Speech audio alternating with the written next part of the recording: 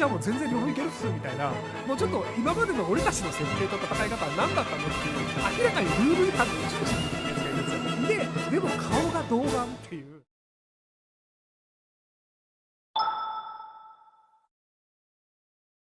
大谷翔平の妻、日本のマスコミが本人にしつこく聞いた結果、大谷翔平選手が前日結婚を発表しました。今や日本のテレビは連日暗いニュースだらけで、権力の回答日本の衰退をごまかそうとして視聴率するために、大谷翔平選手の話題は必須であり、今度は大谷選手の妻もメディアに沿ってきてそうです。ひろきさんなら海外在住なのに自分の妻が YouTube や日本のテレビに出ると思いますか？本人が出たかったら出るんじゃないですか？僕はやめた方がいいのにってずっと言い続けてますけどね。はい。大谷好きなんだね。面白いんですよね。あんな生き物が出てくるのかっていう。メジャーリーグっていうピッチャーの最高峰が世界中から集まって、でバッターの最高峰が世界中から集まって、バッティングはバッティング、ピッチャーはピッチャーでしのぎを削ってんのに、俺バッティングもピッチャーも全然両方いけるっすみたいな、もうちょっと今までの俺たちの設定と戦い方は何だったのっていう、明らかにルール違反の宇宙人みたいなやつがいるんですよ。でも顔が童顔っていう、どういうことみたいな、なんかすげえ苦労して頑張ってその地位に上がりましたっていう、なんか40代ぐらいの人がじゃなくて20代でなんかしないけど俺すごいっすみたいな、苦労してなさそうみたいな感じも含めて超漫画っぽいですよ。チート感が面白いんですよね。結局ある程度世の中がこうだよねって分かってると先を諦めちゃうんですよね。なので僕選挙の時にどう選挙で投票したとしても日本が良くなることはないよねっていう話をしちゃうんですよ。で無知な人ってそうは言っても良くなるかもしれないじゃんっていうので割と頑張ったりするんですよね。で介護の話とかも機械が作るのできないよって言っちゃう人って無知だからなんですよ。技術的には可能なんですよ。あと必要なのはお金なんですよね。なので無知な人たちで止める側の無知っていうので老害っていう人がいるんですけど、で僕が選挙で日本は変わらんよねって言ったのは実は老害になってるかもしれなくて、でも時々若手ベンチャーをやる人っていうのがいて、よくわかんないけど俺できると思うんだよねっていうのでなんだか知んないけどできちゃう人っているんですよね。こんなもん作れないと思ったらなんか作れちゃいましたっていう若手とかベンチャー企業とかでいやいやうまくいかないっしょって思ったらなんかやったらうまくいっちゃったみたいなっていうのもいたりするので、割と頭が悪い人の方が結構事業うまくいくことがあるんですよ。頭でっかちな人ってできない理由、失敗する理由っていうのを一生懸命考えちゃうし、経験としていやいやそれはうまくいかないよっていうのが言えちゃったりするんですよ。なので止める側に回っちゃうんですけど、そうは言っても割と若手の元気な人ってでもできないって言われてるけどなんかわかんないけどやってみるわって言ってやっちゃってできちゃったりするんですよ。でその力って若い人の方が持ってるんですよ。なので若い人には新しい仕事とかこれ難しいよねできないんじゃねっていうのに挑戦してもらった方が結果うまくいくと思うんですよね。なので若者の人生がロックインされるようなものっていうのはできるだけ少ない方がいいと思ってるので、大学生が卒業した時に奨学金みたいな借金を持っていて返さなきゃいけないから介護みたいな仕事やらなきゃいけないんだよねみたいな形で毎日毎日同じことをし続けるみたいなことをやっとくと気がついたら30歳になって何か新しいことができないっていうのになっちゃうんですよね。安藤美希の4回転もそうだし大谷翔平さんもそうなんですけど、大谷翔平さんっていうバッターでもピッチャーでも割とメジャーリーグで成果を出した人がいるんですけど、あの人がメジャーリーグに行く時に確か高齢の野球解説やってる人が二刀流なんて無理だからどっちかにするべきだって言ってたらしいんですよね。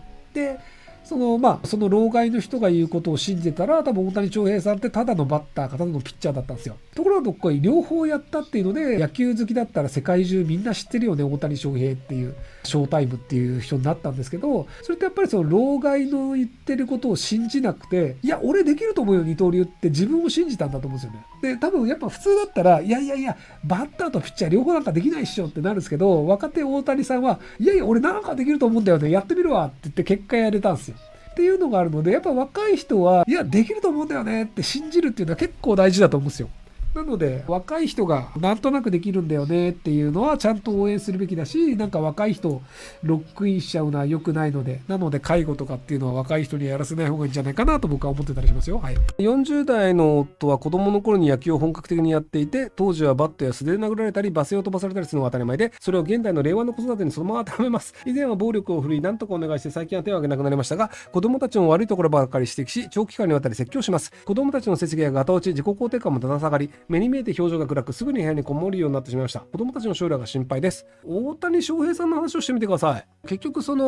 古い考え方で子供たちのやりたいことを止めるのではなく、やりたいようにやればって伸ばした方が、結果としてメジャーリーグに行ってピッチャーもやるしバッターもやるし、二刀流で世界のトップレベルが集まるメジャーリーグで MVP を取れるような選手になっちゃったんですよね。なので強くストレスを与えて罵倒したりとかダメな部分を指摘するっていう昭和のやり方っていうのだと、結局メジャーリーグまで行って成功した人ってあんまりいないんですよ。でむしろ例えば野茂さんみたいなトルネード投法みたいな、普通だったらその投げ方って良くないから訂正されるよねみたいな投げ方をしてる人ぐらいが枠にはまらないでメジャーリーグ行きましたとか、イチローさんとかもやっぱり打ち方特殊なんですよね。振り子打法みたいな他の人がやらないようなやり方をしてて、なので自由にやってる人の方が実は成果を出すよねっていうのも、割と野球の世界では佐々木さんが牧原に続く完全試合みたいなのもあったりするので、もし野球が本当に好きだったらちゃんと成功してる人を見ろよって話をした方がいいんじゃないかなと思います。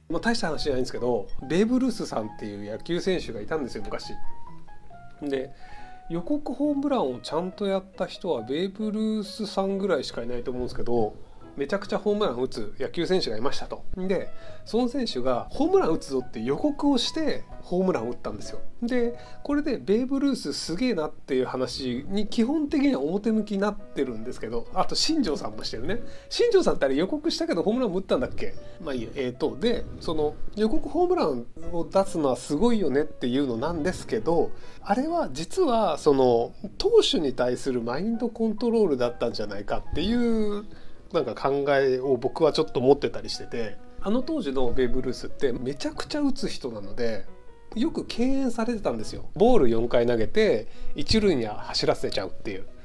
でめちゃくちゃホームラン打つすごい選手でも結局そのストライクゾーンに球入れなかったらホームラン打てないわけですよ。で一塁に行くだけだったら大して影響ないのね。でもほらなんか必ずホームラン打つ人だったらランナーがいるとそれでなんか2ランとか3ランとか打たれちゃうともうすぐ点入っちゃうんだけど、ボールをちゃんと投げてくれない人だらけだったのよ。で予告ホームランっていうのをやるっていうので予告をすると観客も湧くわけですよ。こいつすげえなと。でピッチャーもある程度実力のあるピッチャーに対して予告ホームランをするわけですよ。でそうするとピッチャーとしてもいや俺もちゃんと勝負したら勝てるかもしれないっていうのがどっかにあるわけですよ。プロのピッチャーだからね。で観客の方も予告ホームランしてるからそれはちゃんと対決してほしいと。フォアボールとか投げんなよみたいな空気感になるんですよ。で結果としてピッチャーはストライクゾーンに球を投げざるを得ないんですよ。でストライクゾーンに投げると予告通りホームランを打たれると。っていうので要はあれってベーブ・ルースがすごいっていう話というよりは、ベーブ・ルースはストライクゾーンに球を投げさせるために予告ホームランっていうそういうエンタメを入れて投手の球筋をコントロールしたっていう話だと思うのね。予告ホームランをしたっていうのはなんかみんなホームラン打てるって自信ある人なんだねみたいなところで評価されるんだけど、要はピッチャーに球をストライクゾーンに入れさせるにはどうすればいいかっていうのを打者として考えた時に、これ予告ホームランの演技をしたらあいつ球入れるんじゃねっていう心理戦だと思うんだよね。というわけでハンターハンターとか好きな人はベーブ・ルースは実は心理戦で勝ったっていう風なそういう解釈をしていただければいいんじゃないかと思います。はい。高校生でそれさせたの松井ぐらいじゃない。松井さんもなんかフォアボール多かった人なんだよね。フォアボールをずっとやられちゃうといくら打者として優秀でも結果出せないので、ずっとフォアボールで毎回一塁に走ってるだけの人だったら別にそんな大金も払わなくていいじゃんってなっちゃうので、なのである種ホームランを打つためにはピッチャーがまずストライクを投げてくれるっていうのが必要なので、じゃあストライクを投げてもらうためには何をすればいいかっていうところで考えたっていうそういう話です。ご視聴ありがとうございます。今回の動画はこちらからの切り抜きになります。